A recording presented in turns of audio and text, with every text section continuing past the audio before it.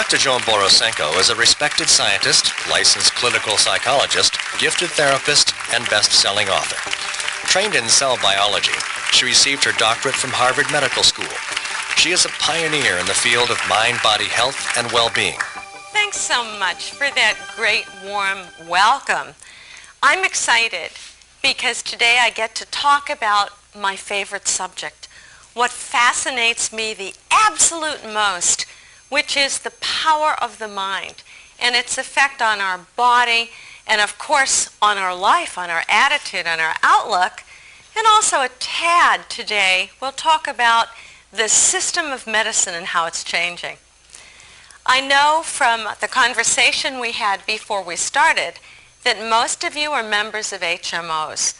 And I got the neatest email from somebody, and it was entitled, Frequently Asked Questions About HMOs.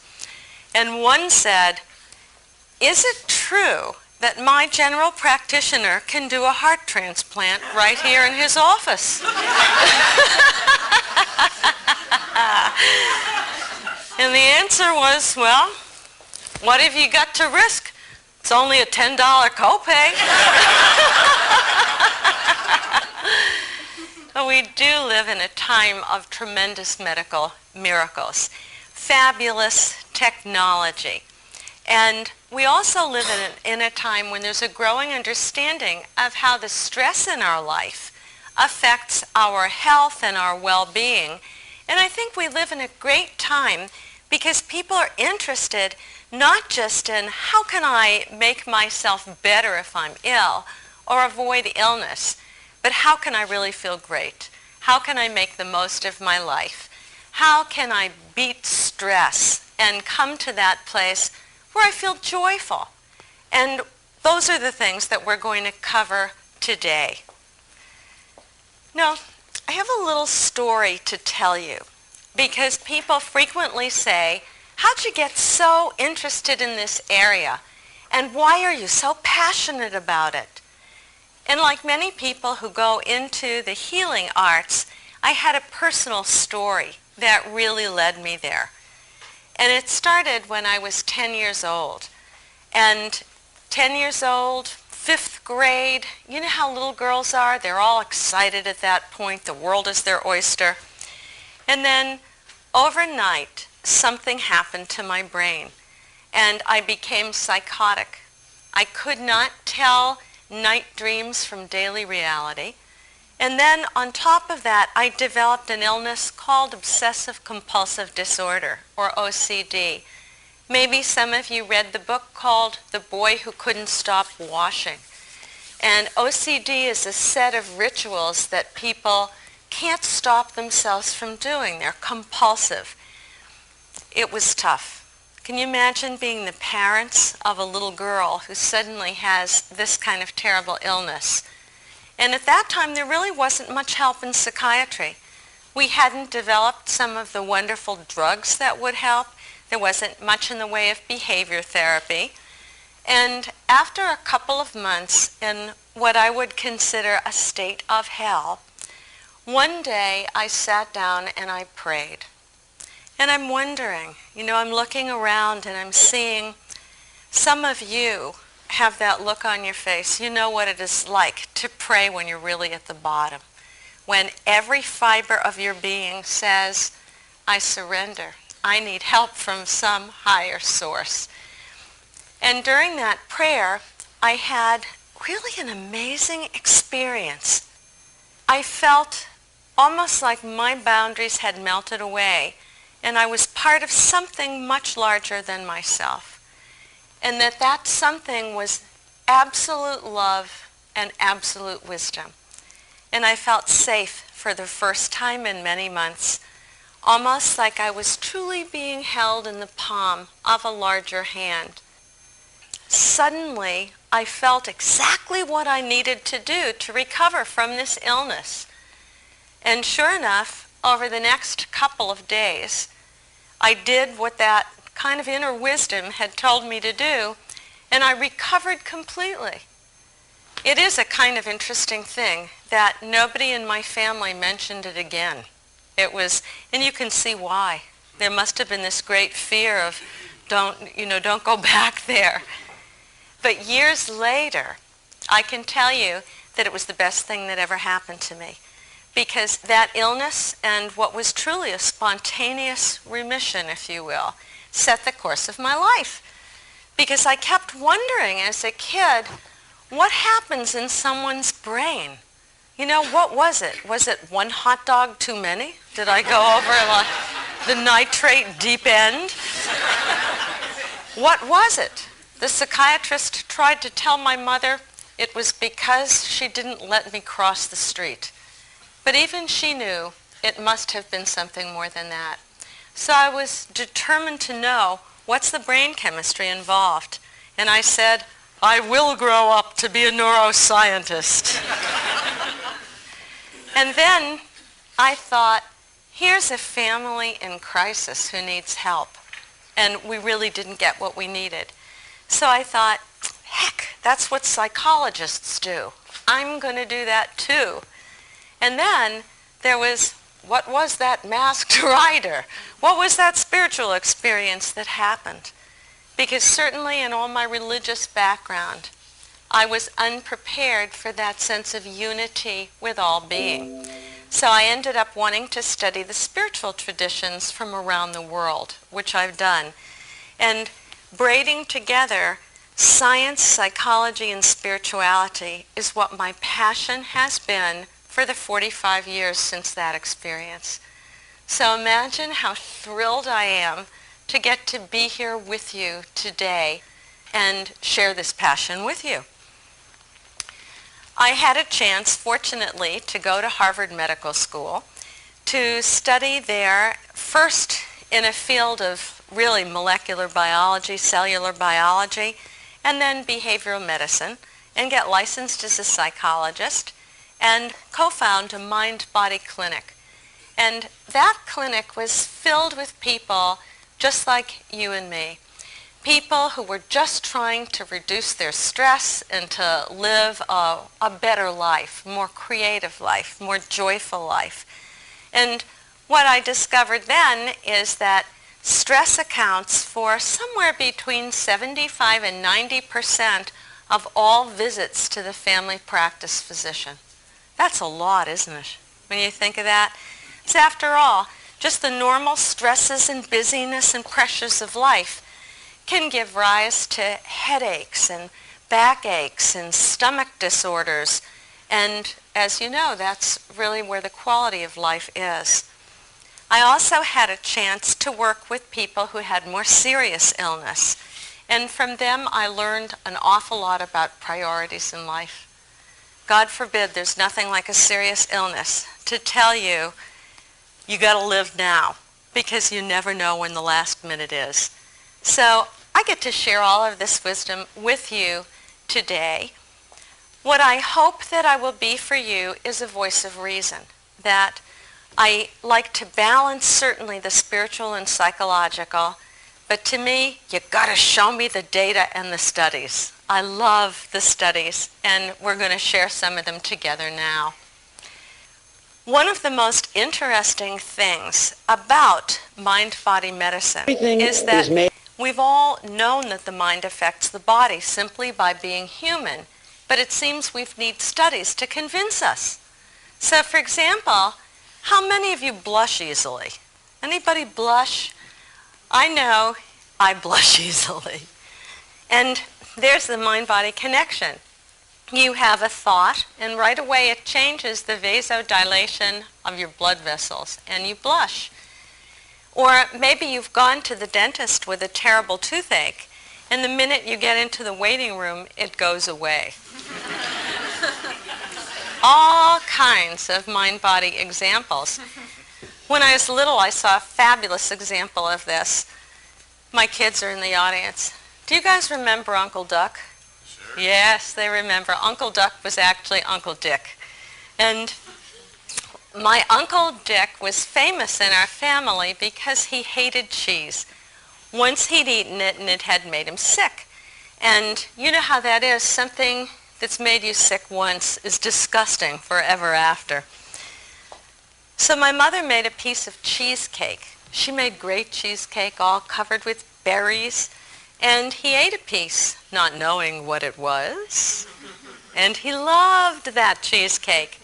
An hour later, he said, "Lillian, it was so good, give me another piece." And he ate it. And she then said, "But Dick, it was cheesecake. I know you hate cheese." And at the sound of the word cheese, he threw it all up on the rug. When you are 6, this makes an indelible impression. And my mother kept bringing it up through the years as really as a mind-body example. Clearly, it was not the physiology of the cheese that was the problem. It was a thought about the cheese. The mind is so powerful. It is an amazing thing that our thoughts about life can affect our body. And if you think your thoughts about cheese are powerful, your thoughts about yourself and where you stand in the family of things are even more powerful.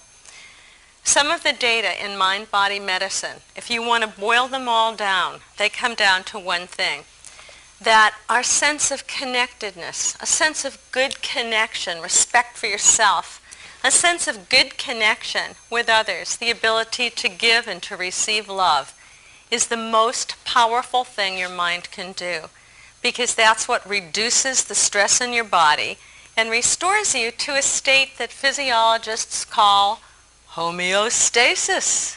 Remember that from high school? Homeostasis, the state of perfect balance. So to get to that state of homeostasis and peace, we need to reduce the stress. One little further personal addendum on stress-related disorders. When I was in graduate school, I had a nickname. I was called Psychosomatic Sally.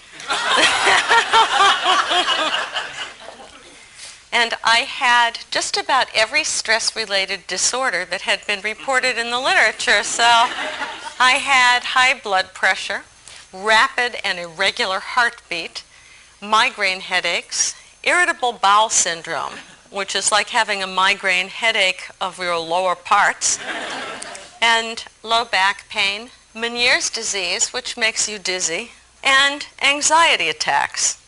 Otherwise, I was fine.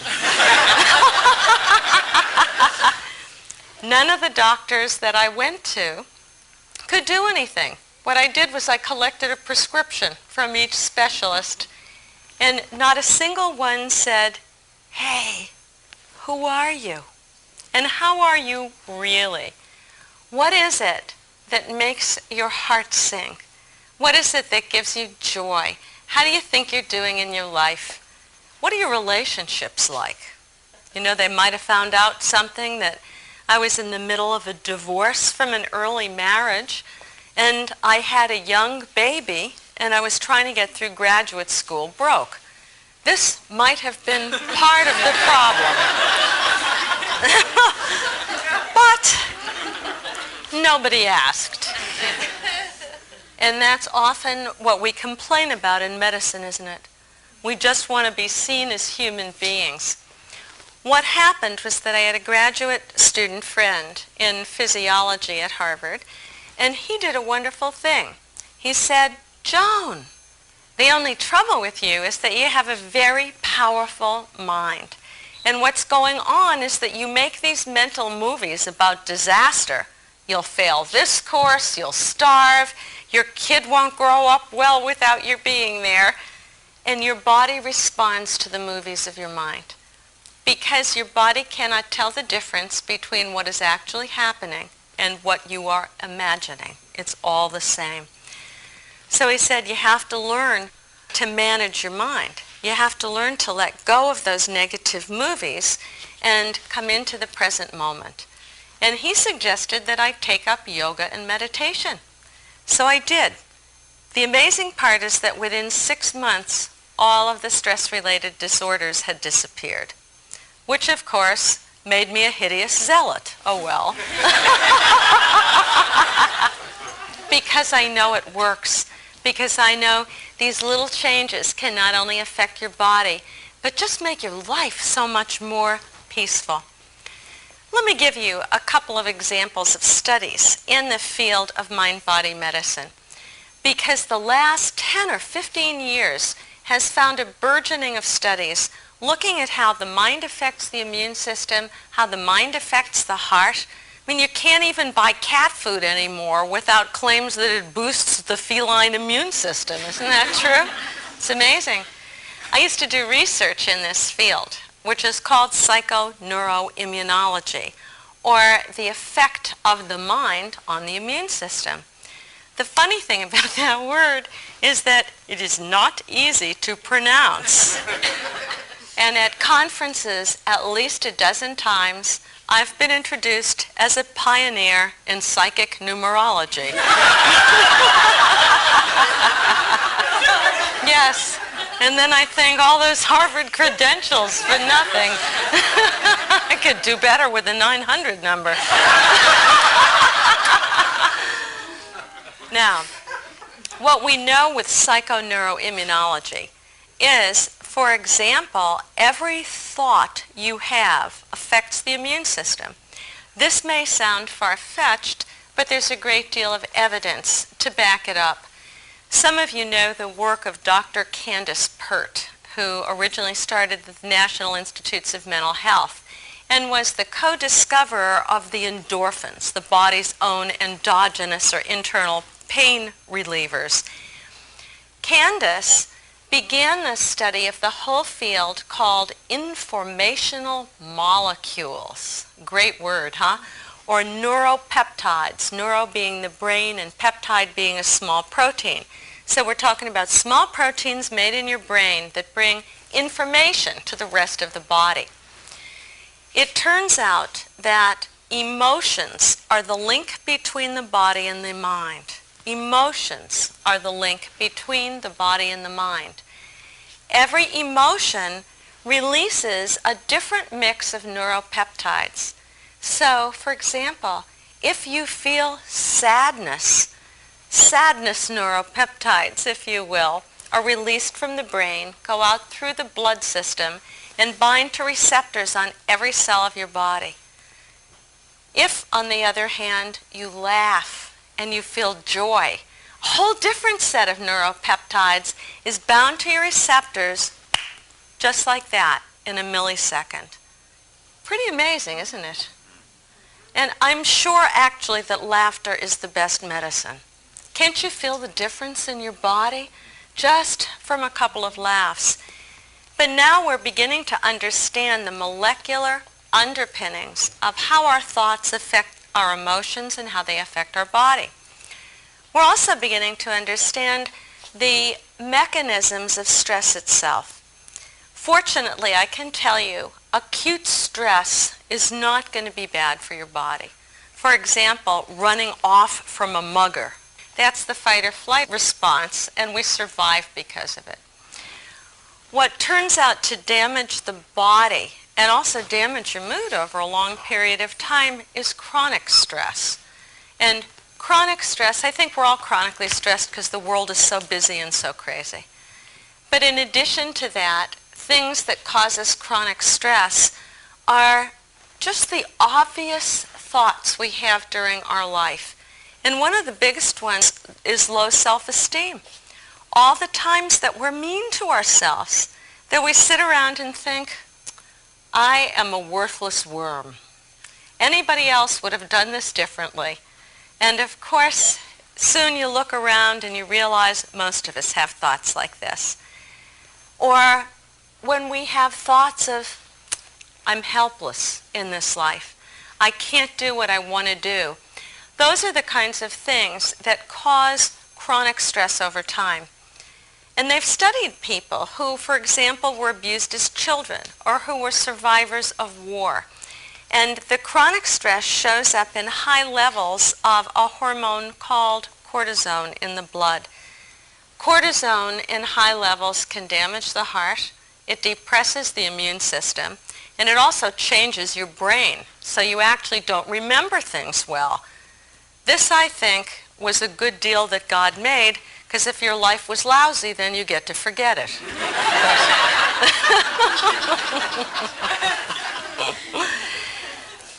Now, the last little study that I want to tell you was actually done at Yale. And what they tried to figure out was, taking a group of people just like us, what made the difference between who was healthy 10 years later and who had taken ill. And of course they thought, well, maybe it's a certain laboratory test that we can do. And believe me, they did a whole battery of tests, physical and psychological. It turned out that the people who stayed well 10 years later had one thing in common. They thought they would be well 10 years later. That was it. That's the power of belief. That's the placebo effect. And you think of that, what an amazing thing. You can give people in pain a sugar pill, and 50 to 60% of them will have less pain. In fact, almost 50% of us will respond to a placebo of any kind. It's the power somehow of our belief, which is an important thing. One of the things I think might be really injurious in our particular culture is that we've become a bunch of unrepentant health nuts. There's nothing that's good for you anymore whatsoever. Isn't that true? You go to put something in your mouth and you're thinking, my God, if I eat it, I'll die. And there may be a part of that that's a self-fulfilling prophecy. The key to mind-body medicine is this. Your mind is powerful. It's possible to reduce the stress, to bring your body back to homeostasis by really learning to manage your mind. That we can all manage to do this. And when we do this, when you get the stress off your body, a wonderful thing happens. Nature can heal you in its own way. It was Florence Nightingale, who is the founder of nursing, who said one of the most important parts of medicine is to put people in the best condition for curing, and that is to put them in the condition of homeostasis. Then, if you've got a stress-related illness, that's enough, and you'll heal from it.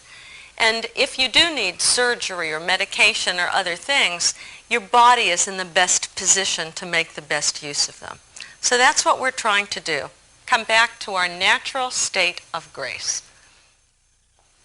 Now that we've talked a little bit about how powerful the mind is, I just want to say that there's a downside to the whole movement of mind-body medicine. And that is people oversimplifying. You know, people saying, oh gee, if I'm sick, it's entirely because I was thinking wrong. And if I just learn to think right, then I will be well. And truly, I wish it was as simple as that. But it is not as simple as that. I had the chance to be with the Dalai Lama back in 1989 at the first International Congress on Health and Healing, which was in India. And this was the first question that I asked His Holiness, because I've seen how much pain people go through when they blame themselves for getting sick. And I asked him, I said, what should I tell people? And he said, in a very gracious, very respectful way, tell them not to be so simple-minded. And then he gave such a beautiful lecture. He said, don't forget about genetics, don't forget about environment, and don't forget the power of your mind. But it's only one part of many things that impinge on health. And I would also say, in a certain way, you look at the power of the mind of one individual, and you have to realize many people's minds come together. For example, in deciding should we pollute the environment or unpollute the environment, which is a big effect on health. So, one of the most important things is to recognize you did not think yourself ill. However, your mind has a tremendous amount of power in helping you to become well again. That you can do. I want to just mention a couple more studies looking at mind-body medicine and looking at what guilt does to us and looking at the opposite of that, what connectedness does to help us. Guilt isolates you, don't you think? It makes you think, oh boy, I'm not good here. No, if